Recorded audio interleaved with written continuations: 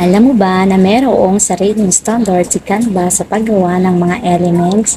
Kung nagtataka ka kung bakit nare-reject yung mga elements or design na mga pinapasa mo, panoorin mo ang video na to. Number 1, hindi original yung mga ina-upload mo or pixelated.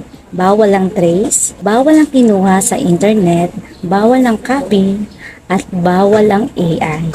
Bawal na bawal po yan, nadedetect po yan ni Canva.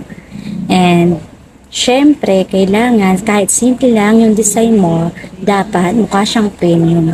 Means hindi siya blurred, hindi siya pixelated. Kapag nag-upload ka naman ng mga image, siguraduhin mo na sarili mong kuha at saka meron siyang standard sizes ang pagkuha ng mga picture na i-upload mo kay Canva. At syempre, kahit gaano kaganda yung mga item na ginawa mo or mga design, kahit gaano kaganda yan, kung walang naghahanap. Kumbaga, kung hindi naman trending yan, hindi naman yan masyadong papansinin. Ang kailangan mag-iisip na dapat hinahanap ng market kung ano yung uso, kung ano yung trending, yun yung ilalagay mo. Hindi mo basta gagawin. Kailangan lahat ng detalye malinis. Ganon si Canva. Akala mo basta na lang dito?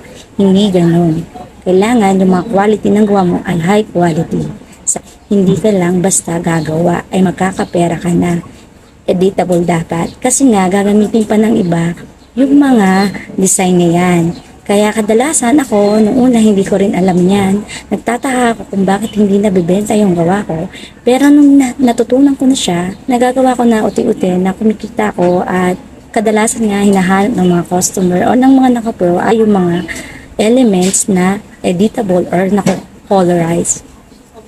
Yun yung mga bagay na lagi mo dapat tandaan sa pag-upload ng elements. Sana panoorin mo ang next kong video. Thank you.